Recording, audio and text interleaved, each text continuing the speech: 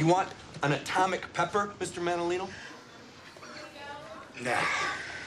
You guys go ahead. Huh? I'll do it if you will, Lloyd.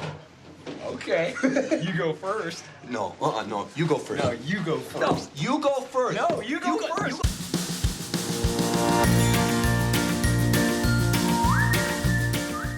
Hi there, and welcome to Baseball by Design. I am SportsLogos.net minor league baseball correspondent Paul Caputo, broadcasting live, as always, from the Sunday Helmet Hall of Fame in my basement in Fort Collins, Colorado.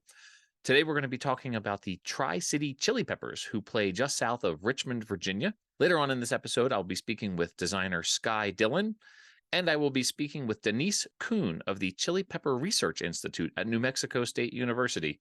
And of course, Dan Simon will be back with a Studio Simon Stumper. Right now, I am so happy to be joined by Chris Martin, who is the owner and founder of the Tri-City Chili Peppers. And the Tri-Cities in question that we're talking about now are in the greater Richmond, Virginia area. That is Petersburg, Colonial Heights, and Hopewell. The team plays in Colonial Heights. Chris, thank you so much for joining me. Yeah, thank you for having me. The first thing that sort of catches my eye about this team, I lived in Richmond, Virginia for 10 years. I went to school at the University of Richmond and then VCU for grad school. So well familiar with the area. I don't necessarily associate it with spicy food and hot chilies. So how did a team based in Colonial Heights, Virginia come to be known as the Tri-City Chili Peppers? Yeah, so I think like the whole chili pepper approach was actually voted by fans. It didn't even have to do with us pulling out a couple names in our hats and going, hey, let's narrow it down. We opened it up to our fans as a voting competition.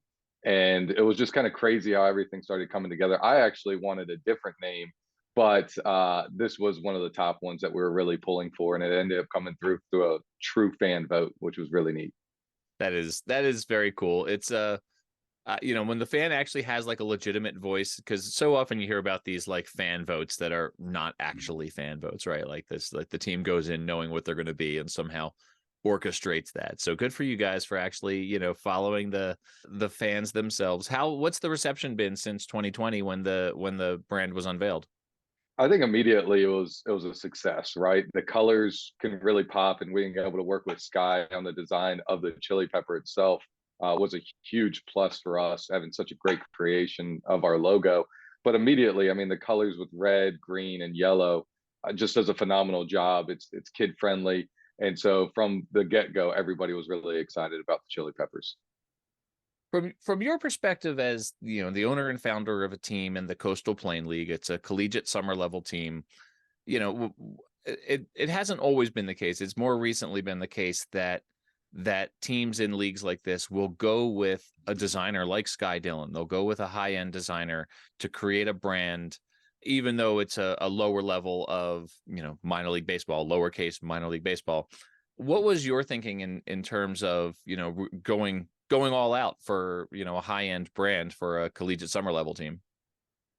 Yeah, I think immediately it was a very important piece of our design and our character was making sure that our logo was right. When we came into the league, one of the biggest deciding factors of bringing a team to the CPL to Colonial Heights was honestly the Savannah Bananas. They were in our league at the time. They're in the Coastal Plain League, same with Macon Bacon, and they're both food products as a name. And so I look to Jesse Cole as a mentor of mine, and the Savannah Bananas organization as a whole as a mentor of the Chili Peppers. And so when I went to them and just expressed our thoughts and our concepts, as well as going with Justin Sellers, who was our league president at the time, and just having conversations going, who have others started to use that are successful in our league? And I need to make sure that we're following their same steps. And hopefully we're just as successful. You're not going to start playing a game with like wacky rules where, the ball has to be on fire and they have to catch it in a cherry pie instead of a glove, or, they got to do somersaults on their way down the baselines. Is that, hopefully there's no big rule changes coming in the Coastal Plain League. No, I don't think we're planning on doing any of those. We're pretty big on baseball and keeping baseball fun for the fans. Absolutely. Now, there are 3 chili peppers. You play in the Tri-Cities. Does each chili pepper align with a specific city, or is it just that there's 3? Like, is the red one that you're wearing on your shirt right now, is that Colonial Heights and the yellow one is Hopewell. It's you know what I'm asking, is it a 1-to-1 or is it just the fact that there's 3? Yeah, absolutely. I think we get asked that quite often, believe it or not. They're like, hey, what does the red pepper represent? What's the green and what's the yellow pepper represent? Honestly, we just wanted it to be a family mentality, right? We are the Tri-Cities. We are not just Colonial Heights. There's not really a designated pepper per city location, because we wanted that whole family look and feel. Some people may read into it and say, hey, Blaze is Colonial Heights and Holly might be, Petersburg or Hopewell. And so, but we don't want that whole approach. At the end of the day, it is a family. We're the Tri-Cities, not just Colonial Heights. And then also outside of that, we've got Chesterfield County, Midlothian, Chester, Dinwiddie, and a lot of other locations that are extremely impactful for our success that we want to capitalize on as well. So it's a collective group, an entire group outside of just the Tri-Cities as well. So you threw a couple of names out there. Blaze obviously is the red one. That's the pepper in the middle.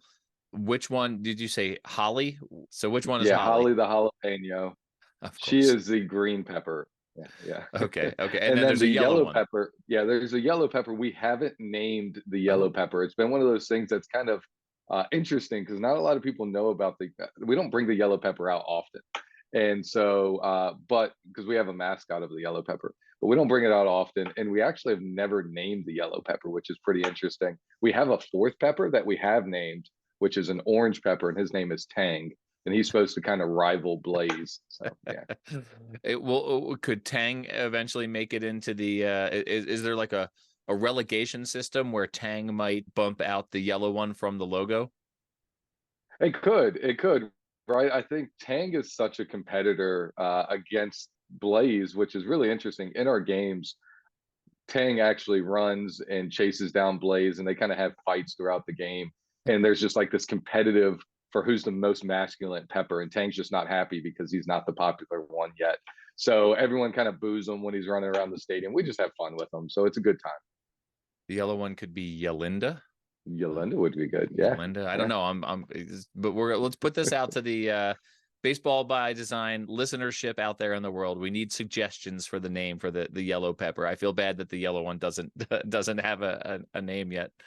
In terms of, the timing of the existence of this team, the first year that the team existed obviously was a COVID year, so sort of a lost year. But sort of interestingly, the team, existed only as a brand, not as a team on the field. And I'll ask Sky about that in terms of the branding side of that. But for you all existing only as a brand rather than a baseball team, how did that impact your launch of this team?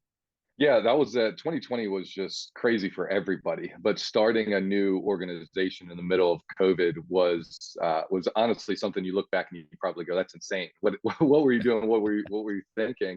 But at the end of the day, we had no clue, right? It really came through a couple of months before our season. We all of a sudden lost it, had to completely refocus and create a different mentality going into our 2020 season. So it was very challenging, but at the same time, it allowed us to create a brand and create an existence of who we're going to be, and allowed us to focus on the character of the Chili Peppers and the brand of the Chili Peppers versus just getting ready for a season. So there were some positives to it that we took out of it and had to be creative of creating this new brand awareness about the Chili Peppers versus just getting ready for game day, which was interesting.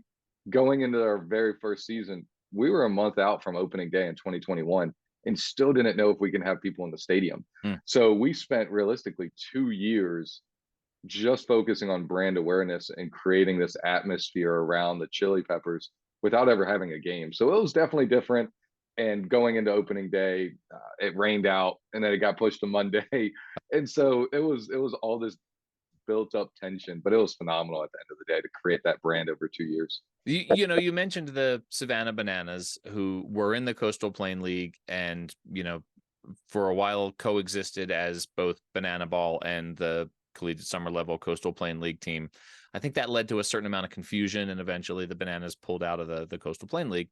What has been the impact, the sort of lasting impact of the Bananas on the CPL after their departure? Has that, the attention that came to the league with them endured, and are what are the teams, and how are you all sort of carrying that baton that they passed to you?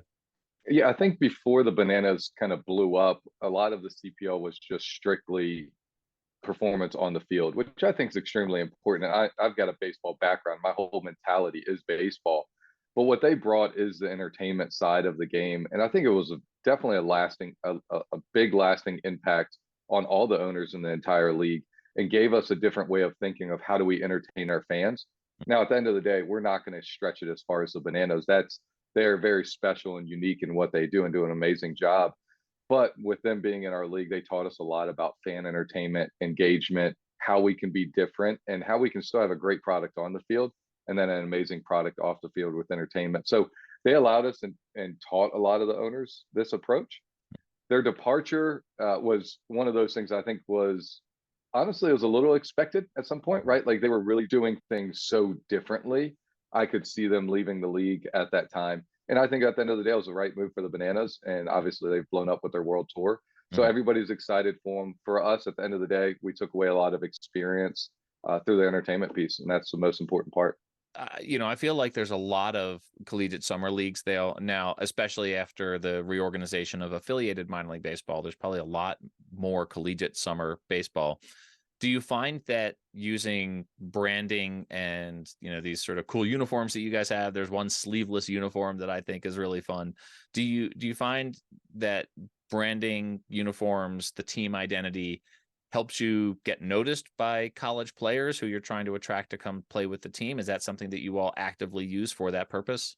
Absolutely. That's a really big focus of ours is one, if we can have a stadium full of 2,000 people on a game day, it's going to be exciting. It's going to be fun. And then two, our players love the social media aspect and the branding aspect behind what we do. So when they come out to the ballpark, if they're having fun and they feel like they're being cheered on and encouraged and celebrated with the cool jerseys, they just play better, right? It's an atmosphere built in around the field. And the guys play better. So they love coming out and enjoying it. But the sleeveless jerseys are just a huge hit from day one with all of our guys. They're lifting weights in the dugouts and they're just enjoying it. Do the players get to choose which jerseys they wear, and is that the most popular one? So our manager sets aside the jerseys on what they're going to wear. Now, the very last game of the year last year, we allowed our players to wear whatever jersey they wanted to wear on the field. So you had, I think we had 4 different jerseys on the field at one time, which was really cool to see what they picked. And a lot of the guys picked the green ones. Yeah. That's awesome. Are the CPL teams trying to sort of outdo each other with bright colors now? I feel like there's a lot of bright colored teams in the CPL. You're seeing it more and more. Yeah, absolutely. It starts to become a trend. All right. So my last question, Chris, and then I'll get you out of here, is was there any conversation about the spelling of chili when you were creating the team name? Because, I've seen CHILI and I've seen CHILE. And I even tried to do a little research on it before, having this conversation and these conversations for this episode. What was the deciding factor to go with the I instead of the E on the end? Yeah, I never thought about it all that much into that topic on the spelling. Honestly, I'm not the best speller in the world. So when I saw chili as a chili cooking competition, I was like, oh, this makes sense. Let's just go CHILI. It kind of rolls off the tongue. We do have a separate brand that Sky created for us, which is our alter ego, which is CHILLY, and that's our alter ego. So that's really the play on. We wanted our brand to be continued after year one, and we were required to do an alter ego. So doing the same word but spelled differently made a lot of sense, and we were allowed to have that hot and cold flip, which was really cool. Awesome. Well, Chris, this has been a ton of fun. I really appreciate you taking some time to talk about this brand. As I mentioned, I lived in Richmond for 10 years. I've been looking for reasons to get back there because it's a city that I really love. So I'm going to try to time that to make sure I come see a Tri-City Chili Peppers game. In the meantime, where can folks find you? Where can folks find the team on social media and online and whatnot? So if you do go chilipeppersbaseball.com, or sorry, go Chili Peppers, then you can find us on social media. And if you go to www.chilipeppersbaseball.com, you can find our website and everything that you need. Chris, thank you so much. This has been really fun. Look forward to getting to a game in Colonial Heights. Yep. Thank you, Paul.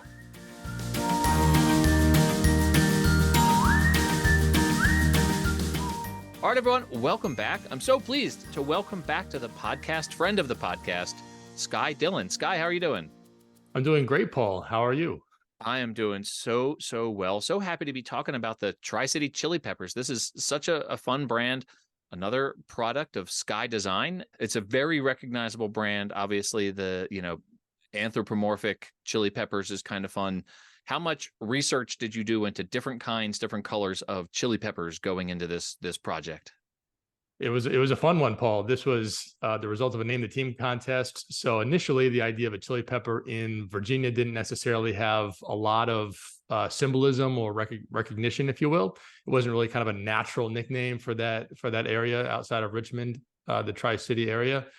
But as you alluded to, always research to do to find those unique connections that we can make. And, digging into research is pretty simple. We went to the grocery store a lot, went down the produce aisle, checked out the different types of peppers that were there, kind of, seeing what colors were iconic in terms of different chili peppers. And pretty early on, it was obvious that it was going to be this very vibrant palette. Red, green, yellow seemed to make a lot of sense just in terms of what comes to mind initially for anyone when they think of chili peppers. And so that was really our, initial takeaway from the research.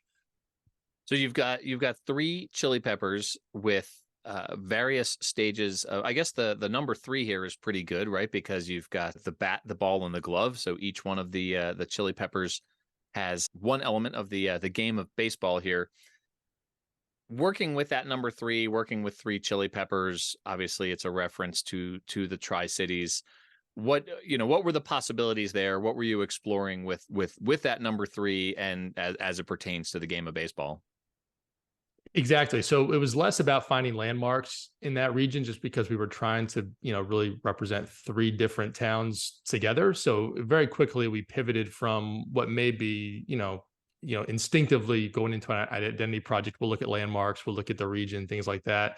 But very quickly it was more about telling the story of community and multiple towns in the region coming together to support their local team.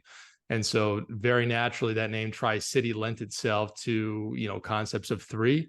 And other than the 3 peppers together, the only other shapes that we looked at was like a triangle, perhaps as a holding shape.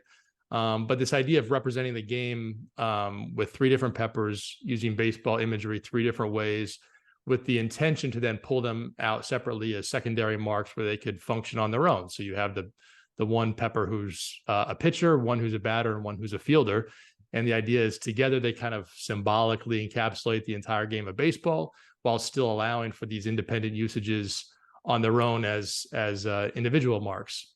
One of the interesting things about this is one of these brands that came out, around COVID, right? So the team was founded in 2020, didn't play their first season. So this brand had to basically live for a year on its own without actually ever being on the field.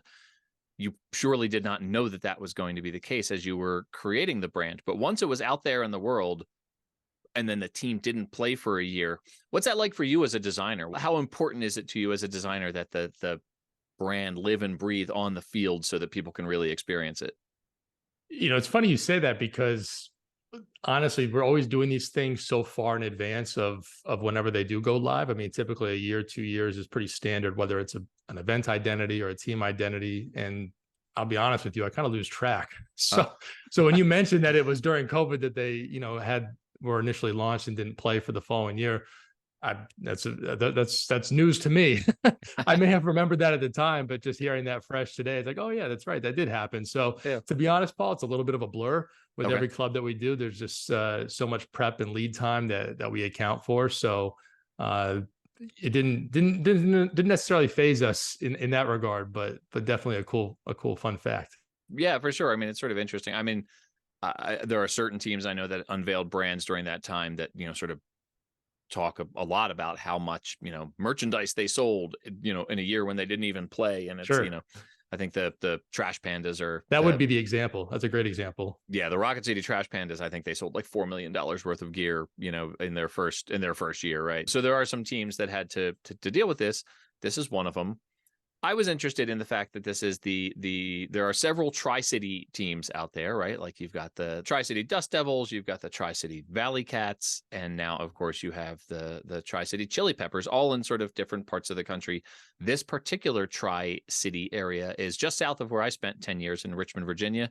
So this one is Petersburg and Colonial Heights and Hopewell in Virginia, and so that's an area that I'm somewhat familiar with. Like you say, I don't associate it necessarily with chili peppers. I have more sort of a grits and a lot of fried food association with it there. So the idea of playing with this brand that is just sort of fun. You said there were trips to the grocery store to look at peppers and whatnot. But building a brand off of sort of a fun idea rather than some like super hyper specific, connection to a location. What are the challenges for you as a designer in that regard? Well, to your point, this was definitely a little bit more. We had to take a step back at the beginning and say there's not really some low hanging fruit here that we can easily, latch onto as far as the storyline. In a lot of ways, this name really kind of came out of left field, if you will, through the Name the Team contest. No real direct connections to the city, but certainly always a story to tell, always an opportunity with any identity project. I mean, think of Savannah, and how much their name initially didn't seem like it connected to, that city, but sure, obviously the vibe works for the brand of baseball that they sell. So in that same vein, I mean, that was really the attitude that we took with this, where when we talked to leadership at the team led by Chris Martin, it was really all about how can we have a fun brand that attracts families and really is just emblematic of something that everyone in the three towns wants to be a part of. And so that's where, again, we really just tried to create something that felt really animated and fun. So obviously it was going to be a situation where we brought the peppers to life. And so we just explored a lot of different iterations of what that personality was for each of them, if they each had different personalities. We looked at different types of peppers. So we had certainly chili peppers, but anytime you're doing a character, there's opportunity to explore. So you mentioned ghost peppers prior to our call. So we looked at ghost pepper characters where it was kind of faded out in white and blue and gray and kind of a little bit unexpected, but certainly a way to bring it to life in an interesting way. We looked at dragon's breath peppers where, the pepper kind of took on this form of a dragon head with the fire coming out of its nostrils. And so there was really some fun with chili peppers itself, kind of a play on words with a frozen pepper with a bat with icicles, kind of left in the freezer a little bit too long for anyone who accidentally puts peppers in their freezer. So those were all really fun ways to explore what the possibilities were, but very quickly the team landed on this idea of we really like more that traditional route of just kind of a fun, almost like very Disney-esque animated characters that just felt fun, very inviting, very warm. I guess very warm. Right, there's literal flames. Exactly. So yeah, it was a fun process. So you mentioned the personality of the chili peppers themselves, and to me it looks like, so you've got yellow on the left and green on the right. Those two are playing defense. The yellow one is about to throw a ball. The green one has a glove. They both have kind of sweet, innocent looks on their face, like they've got the big, dinner plate round eyes and sort of little smiles. And then the one in the middle is red, sort of a devilish red, and has more of a grimace. And even like the stem or the stalk on the top of them looks a little bit like a mohawk almost, right? Like so if we're talking about personality here, my interpretation is that the two playing defense are, sort of sweeter, innocent, slightly smaller.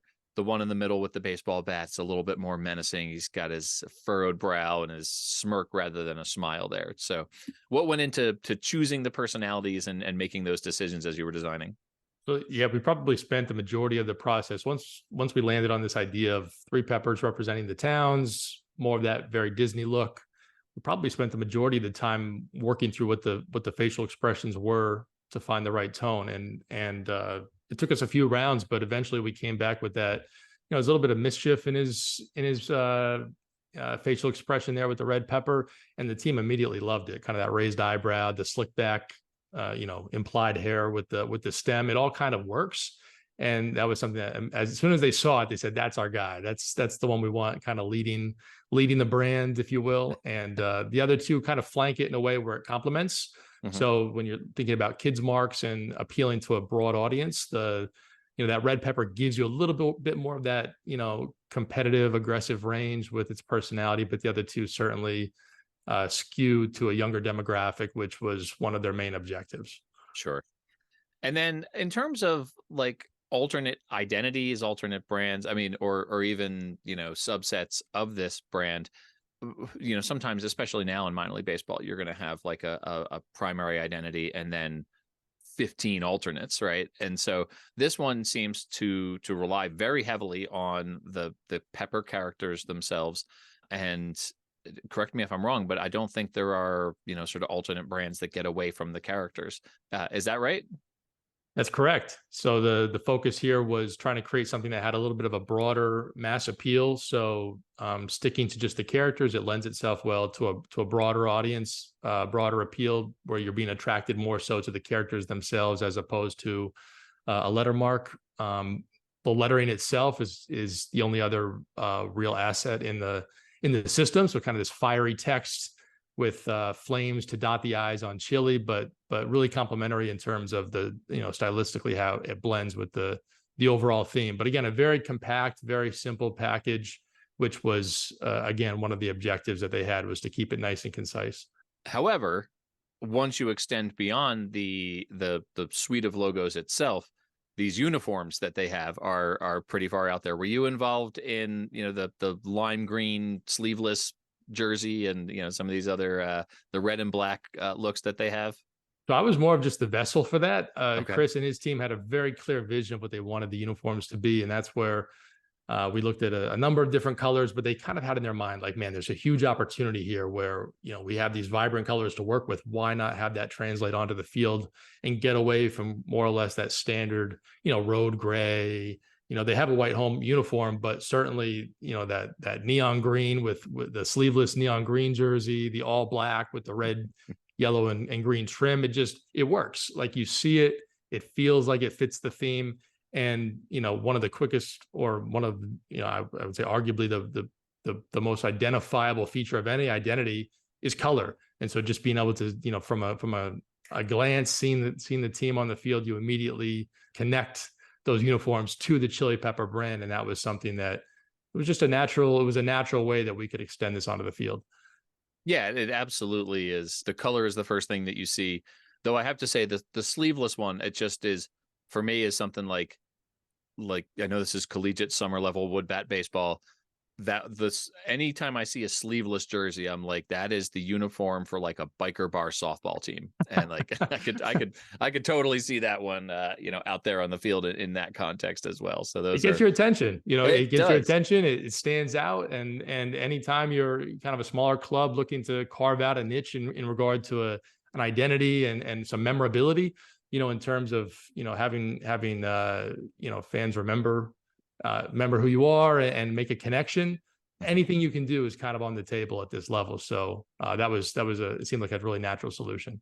From a design perspective, creating a simple logo that features multiple characters is, I would imagine, something of a challenge, because you have to create some sort of unifying thing that is the recognizable symbol of the team. How much of a challenge was that for you in this, to take 3 characters and make it one recognizable symbol? It was challenging. I think our experience doing a lot of event marks really was a great foundation for a mark like this, where any event mark you're typically working with, just as a sidebar, you typically have multiple lines of text, a couple of different images, certainly something to hold it together, different symbols or landmarks associated with that event. And so just by and large, because a lot of our work is in the event space for sports, we kind of have that, we've worked that muscle a lot, if that makes sense. So, so kind of switching gears and working on an actual club identity that required juggling multiple elements into one mark didn't make it any easier per se, but certainly would say we had experience doing it. But trying to find that balance, it's all about getting the line weights correct, making sure that there's a proper hierarchy in place. You don't want any one of the elements being too large or too small, because it's got to be legible and work. And so that's where, again, when you look at the way that the peppers are oriented, almost using that foreshortening and background foreground dynamic to our advantage, where that red pepper is really large and in the foreground, and the other two peppers flanking in the background create a little bit of depth while still allowing for legibility at small sizes. You mentioned the earlier we were talking about like different kinds of peppers and different things that you had explored. I recall in a conversation with our mutual friend Dan Simon talking about the Burlington sock puppets, and there's a logo with two sock characters, right? Like, and it creates the possibility for alternate logos that are just different versions of those characters, right? Like, so they have, you know, multiple sort of sock character logos. Has the team explored the idea of taking some of like the ghost pepper idea and making it an alternate identity, or introducing sort of further characters based on chili peppers, you know, to sort of expand the brand a little bit and introduce alternates? They have. As a matter of fact, that original chili peppers idea that we had, where it was kind of icy blue with white and navy, kind of like, think of Carolina baseball. That overall look was inspiration behind an alternate identity they rolled out last year. So taking that red chili pepper, that's really the hero of the brand, and you know, kind of putting them through the freezer, if you will. So that was a fun one they did last year. This year we're working on another one for the, not technically part of the COPA program, but inspired by Hispanic heritage.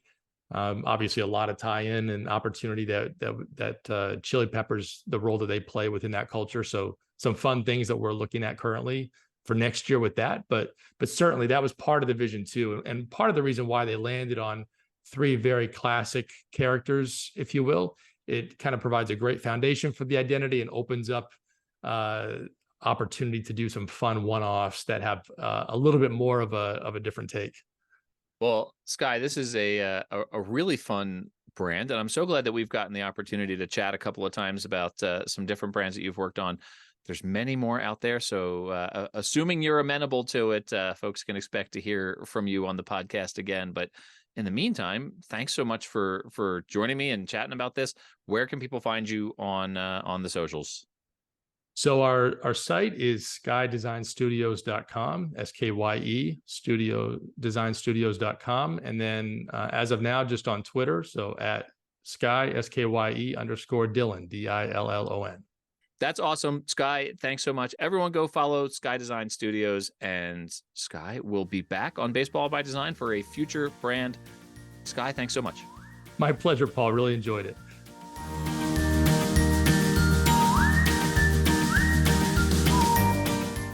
Welcome back, everybody. I'm so pleased to be speaking with Denise Kuhn, who is the Senior Research Specialist in Chili Peppers at New Mexico State University. Denise, thank you so much for being here. Oh, you're very welcome. I'm happy to chat about chili peppers always. The shorthand, the way I found you online, the shorthand for the institute that you work for is the Chili Pepper Institute. Can you tell me what the Chili Pepper Institute is? Yeah, absolutely. So the Chili Pepper Institute was founded by Dr. Paul Bosland. He was the NMSU chili breeder for, almost over 30 years. He developed many, many types of chili peppers for the New Mexico chili industry and just home gardeners all over the world. The Chili Pepper Institute is there to help us kind of get the word out about chili peppers, and really just give us an outreach venue to educate and just to tell people about chili peppers. When people are asking you about chili peppers, like what are the top, 3-4 questions that someone comes to you with? I'm wondering this about chili peppers. Okay, so I think probably the number one question always asked is, how do I get the heat to stop burning me? And so any kind of dairy product, because dairy contains a protein called casein that actually breaks the binding site. So that's probably the best way to alleviate it.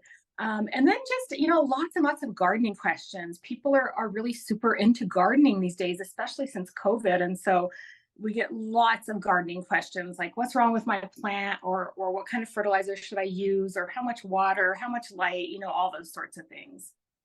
So is the Research Institute itself something where people will come to you with questions? Do you field a lot of visitors, or is it mostly sort of internal research based?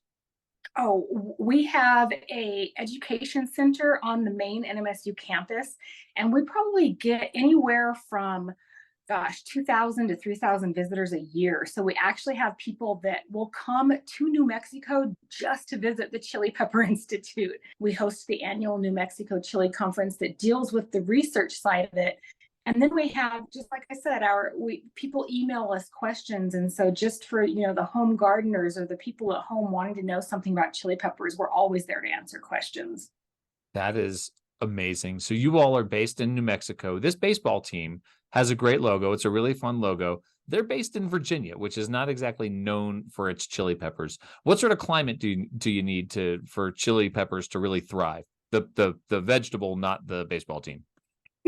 Right. So actually, chili peppers originated in the Amazon rainforest. So they were kind of like this viney little berry type fruit that loved lots of water, lots of humidity, and kind of like moderate temperatures. But over natural and human selection over thousands of years, we have adapted them to grow in certain areas. And New Mexican type chili peppers, like the ones that do like green enchiladas or red enchiladas or like salsas, those have adapted to New Mexico's climate, which is arid. We don't get a lot of rain. We usually have a lot of really hot temperatures throughout the summer. And so we've adapted those chili peppers to thrive and actually produce really great yields in kind of an environment that's usually not so friendly to plants. I feel like we have this habit of taking something beautiful and wonderful and taking it to extremes. So obviously people are constantly trying to find ways to make chili peppers hotter and hotter and hotter. At what point does a chili pepper become dangerous? A chili pepper can become dangerous for someone who doesn't know what they're getting into. I have attended many fiery food shows where individuals are like eating or tasting even some of the hottest stuff on the planet, and they don't realize how hot it is and how painful it can be, and don't realize that eventually it's going to dissipate. They don't think that. So a lot of people kind of freak out about it. And I've seen people taken to the ER because they have panic attacks, or they have, they start to hyperventilate because they don't realize that eventually it's going to go away. Yeah, it hurts really bad right now, but it's going to go away. And then there's people that know what they're getting into that just keep doing it. So there's that aspect too. Right. So these people are intentionally inflicting this upon themselves. What is it, a dare? Is there like a certain pleasure that comes with this heat, or is it just showing off? It's been proven that eating really, really hot and spicy chili peppers releases endorphins. Oh, so a lot of people out there love that endorphin rush that they get from doing it, and so they just keep going and seeking out hotter and hotter, and it's just like people who seek out endorphin rushes from athletics or from extreme sports. So it's the same sort of thing. so this is I'm gonna change gears on the type of question that I'm asking here, but I keep alternating between spelling chili with an E and chili with an I, and every time I do it, it looks wrong. You all spell it with an E. The team spells it with an I. Who's right? Who's wrong? All right. So botanically, a chili pepper is spelled with an E, Chile. And that's where it's horticultural, it's in your backyard. That's the plant. And we've kind of like to refer to anything that's spelled with an I as the dish that kind of originated in Texas that has a protein and has beans and has chili powder mixed in that makes you that nice, Texas chili dish. But some people still spell it with an I, and that's completely fine. But because we're working with the plant and everything, that's why we spell it with an E. So you've seen the logo for this baseball team, and you've seen those peppers. Can you identify what kind of peppers those are right away just by looking? I would have to say they look more like a jalapeno than anything else, maybe a Fresno type pepper. Given the qualities that athletes have, that baseball players have, Is there a specific kind of pepper that you would recommend for a team? Maybe one in New Mexico. I know you already have the Albuquerque Isotopes there. That's a great team. But is there a kind of pepper that you would recommend for a baseball team to like be the fiercest, most intimidating baseball team they can be? I would definitely say, since they've already got that cute little logo, I would definitely say maybe that's a jalapeno, because jalapenos provide a good punch, and they kind of they get you, and so I think that would be great. I think that would be my best way to deal with that question. What are, you probably get this all the time, I'm sure this is a really trite question, but what are the spiciest peppers? Well, so just in the last 10 years or so, we have discovered what's called super hot peppers. Mm. And those belong to a specific species called Capsicum chinensis. They did not originate in China, so we're not quite sure where they got the Chinense moniker. But these are things like the ghost pepper, the Trinidad scorpion, the Moruga scorpion, and the Carolina reaper. And they're all above 1 million Scoville heat units. So those guys are super, super hot peppers. They are painful. In my opinion, they don't taste good. So in terms of this is going to be a personal question for you here. What, especially in New Mexico, which is famous for certain kinds of peppers, what is your favorite way to consume a pepper? So I'm going to have to say there's a couple of different ways. Okay. Salsas, I absolutely love growing jalapenos and tomatoes in my home garden. And when I get to make fresh homemade salsa with those jalapenos, it's just an absolute delight. And then our New Mexican type chilies that we make green and red chili out of with the enchiladas or the rellenos or even just green chili, anything, red chili sauces, those, I grew up on those. So those are kind of in my heart and will stay there forever. And when you are asked the question, green or red, what do you answer? I say Christmas. Christmas. That's my favorite answer too. I'm in Fort Collins, Colorado, and so it's not too far for us to get to New Mexico. And every time I'm there, I love ordering anything Christmas style, green and red. I love that. I'm happy to hear that. Denise, thank you so much. This has been a ton of fun to talk about peppers with you. Where can people find the Research Institute and your work online?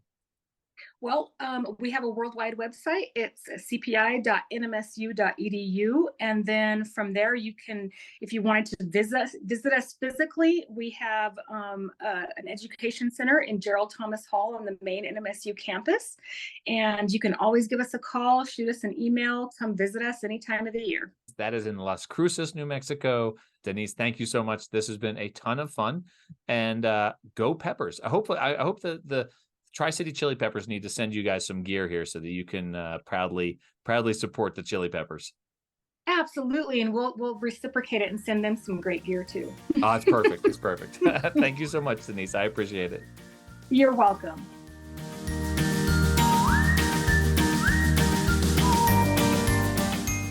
Hi there, friends. This is Paul checking in from the future. Just wanted to give you a quick note about the Studio Simon Stumper that you're about to hear. Just days after we recorded this segment, wouldn't you know it, Dan texts me with a link to an article on NPR about Pepper X, a brand new pepper that has been developed with a Scoville heat unit measurement of almost 2.7 million, making it the hottest pepper ever. At the time of this recording, we did not know that this was in the works, and it certainly was not public information yet. So this is brand new information, breaking news here on the Baseball by Design podcast. Now we'll get on to the Studio Simon Stumper as previously recorded.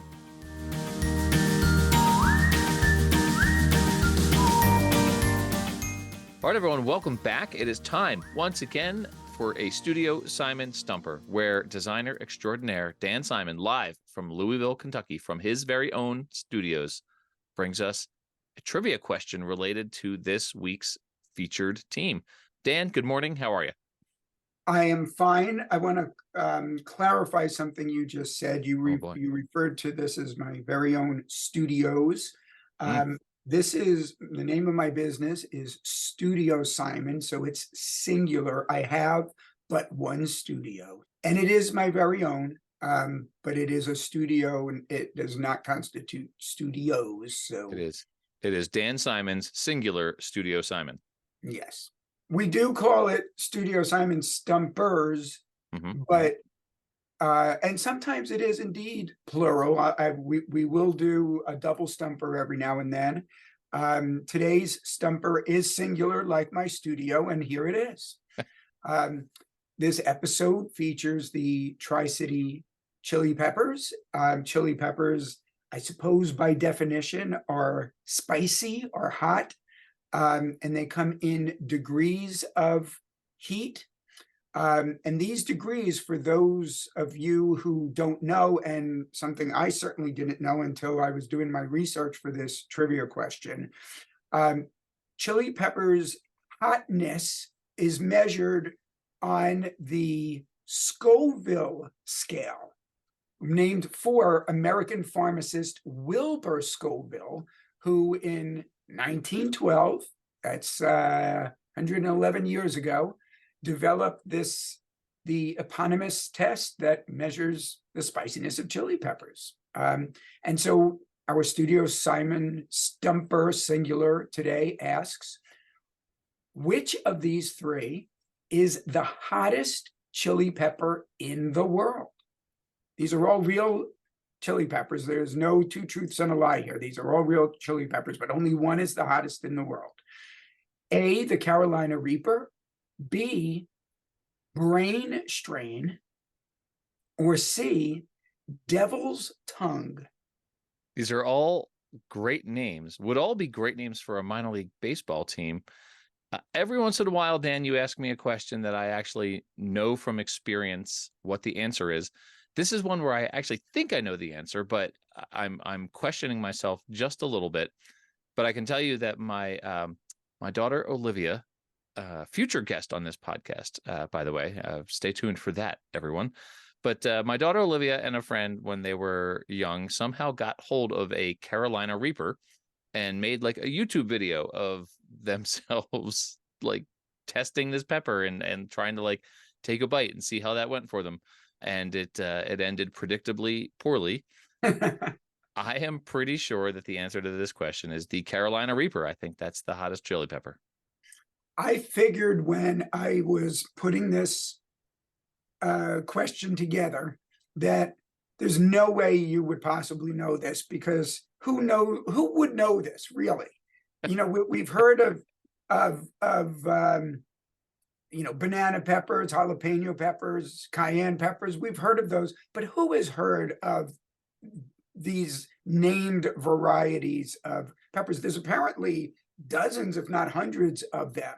So I just figured you had a 1 in 3 shot. You had to take a guess. You had a 33% chance of getting this right. But not only did you get it right, you knew it. This was not a guess. That is the correct answer. Now, the on this Scoville scale, it's measured in Scoville heat units, SHUs. Okay, the Carolina Reaper, it has an SHU of over 2 million. Now, out of context, that means nothing.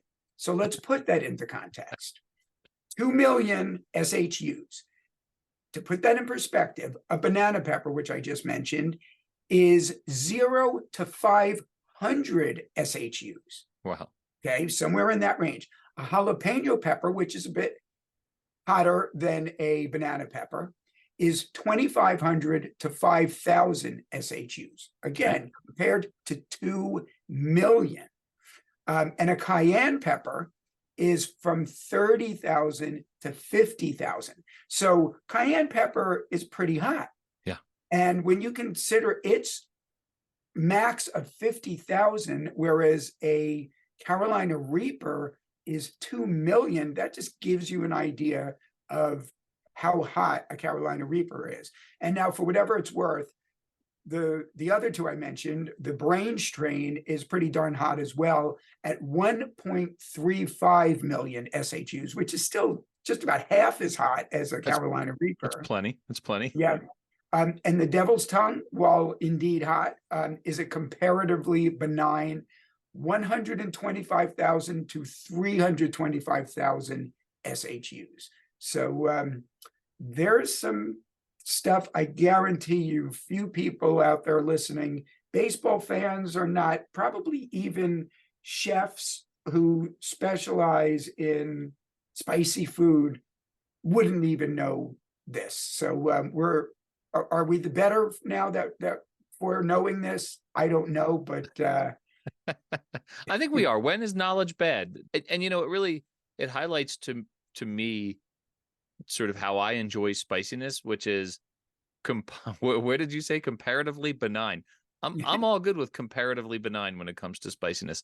I like spicy food, but I don't need to see my food as like a dare, right? And so I was actually in Las Vegas this past weekend, and Hattie B's Hot Chicken, which is a staple of Nashville, Tennessee, now has a spot in Las Vegas. And so my buddies and I, we went to Hattie B's. And I remember the first time I went to Hattie B's in Nashville proper, my friend Al said to me, he said, "Don't be a hero. Get the medium. You don't have to get the hot, because the hot will wreck your day." And I did. I followed his advice. I got the medium instead of the hot, and I was very pleased. And it was plenty spicy. So the fact that researchers like Denise Kuhn are out there trying to create spicier and spicier peppers is like, okay, that's a fun exercise, but I don't need it. It's I'm good with my comparatively benign spiciness. Well, that's the thing with peppers. It's not like these. At some point, I'm sure some of these were just natural. They were found in nature. People use them for cooking and to spice things up. But there were people out there who are trying to make even hotter peppers. They do these hybrids and stuff. That's how the Carolina Reaper came to be. Yeah. It's not just somebody found that growing somewhere and tasted and go and said, "Wow, this is hot." It's like, let's make this really hot. For me, if you eat something and it makes you sweat, it's too hot. I like spicy. I don't like to sweat when I'm eating spicy food. So that's how come when you and I shared a plate of wings in Alabama on our baseball road trip last year, we agreed on the level of spiciness. I think you and I are pretty compatible when it comes to that. Dan, this has been, as expected, a spicy episode of this podcast. Appreciate you bringing the heat, as you always do. Thank you once again. We'll see you next week for episode 100. See you then.